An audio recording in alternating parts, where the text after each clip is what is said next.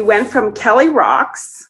Yeah. And then let's move to the next chapter of what the Mick and Kelly show did for the BC Cancer Agency.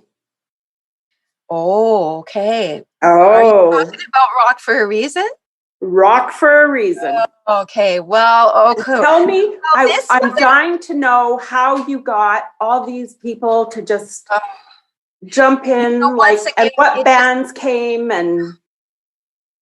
Joan, it just happened. It was one of those things, and it wasn't Mick's or my idea. It was a group of very good friends of mine that Scott Johnson phoned me one day, and he says, Kelly, we're starting this, yearly rock concert thing, and your story, because I've been putting my journey on Facebook, and so a lot of my friends could see it, and they're like, your story's been so inspirational, and would you ever consider being a co-chair for this concert? And at that time, there was no name or anything. And I'm like, ooh, I don't know if I can do that. I'm still recovering from all of this. And I'm not good at public speaking. And I was scared. And then I got off the phone, and Scott said, you don't have to answer me now. And so I got off the phone and really thought about it. And I'm like, in this co-chair of a rock concert? And then, so what did I do? I phoned him up and I said, I'm all in. So started going to meetings.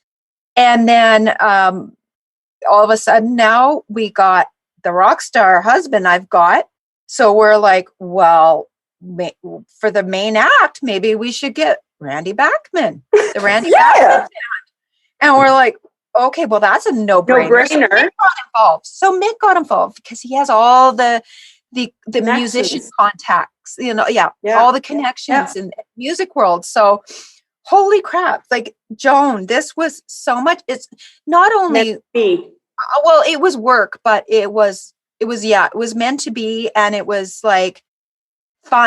Ended up, friends are amazing people, and it was a just group, and we focus and purpose.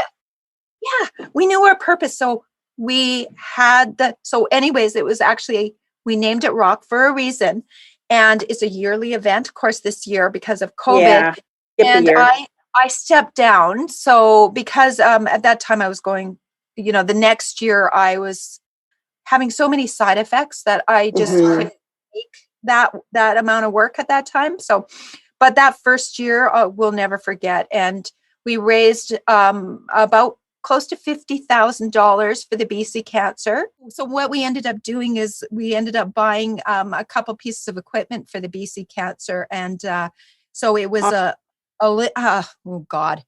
was like a laryngoscope. I can't remember the rhino-laryngoscope or something like that. I can't remember the exact name, but it was nose and mouth. No, throat cancer, basically. Yeah. And so that was pretty cool. And then the next year when I stepped down, they raised, I think it's over 70,000. And they put all the money towards, research and now the brain fog's happening. What's really common now? Oh, geez. Anyways, whatever. It'll come to me. But anyways, that Rock for a Reason was such an amazing event. Yeah. And then I can't wait till it happens again and we bring our house on wheels and we get to come and hang out absolutely. Because all volunteer. It is that's the thing I think that inspires me the most is not just taking what's in your hand, but bringing it to the table, right? I have this and somebody else comes and says, well, I have this and I have this. And before you know it, boom. And I think that we don't understand how expensive cancer is. We are so fortunate to live where we have healthcare because when I think it was my sweet friend, my sister, another sister by heart, breast cancer. And we went in for her first chemo treatment. And there was a nurse there that she was just she recently had started working in Regina, but she had done like, I don't know, 17 years at the foothills in Calgary. And I can't remember what the figure was that she told us per dose it cost for those drugs. It was phenomenal. And, when you look up and down, those units are full. I mean, it's the same thing when you go into the dialysis unit, right? Like you start to see dollars and cents and how incredibly expensive it is. Yeah. And we, for all the things that we complain about that we can't get in and we can't do this and we can't do that, sometimes I think we need to stop and just think that in Africa, they will stand in line for 4 days to get an appointment, day and night, and so we really need to appreciate the kind of money that's flowing through that system. And our healthcare system does need that boost. It's awesome when you can get new equipment and, and everybody went out and had fun, right? Yeah, we're so lucky to live in Canada too. Yeah. Even you go out for a fun night and you come out with a scope that 2 of them, I think, that's gonna save somebody's life.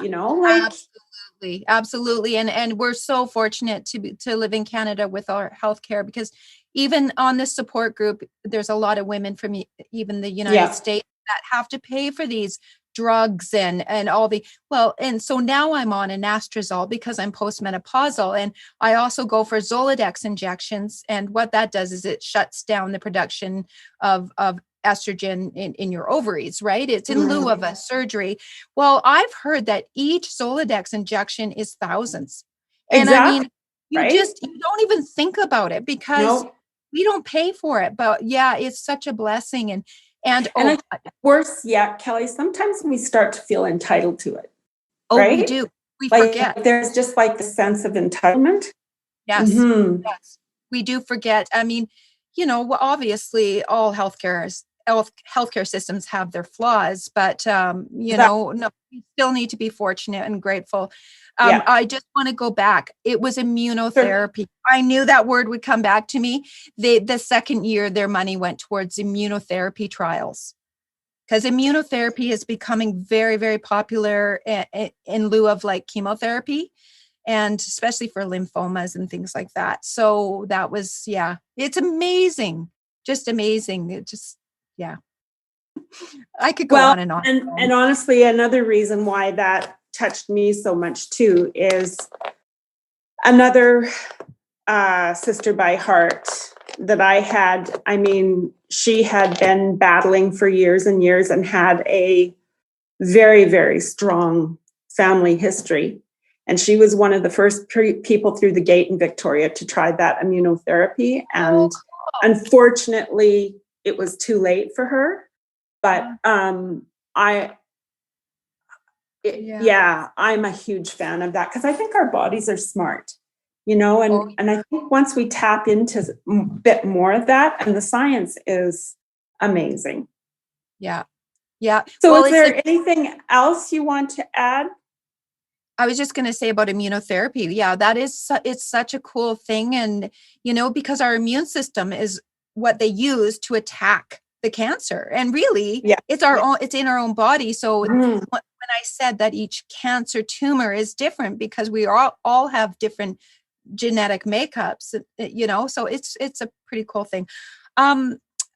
Well, I also did like so many of the runs, like Goddess Run and the CIBC Run for a Cure. And I volunteered at the Goddess Run.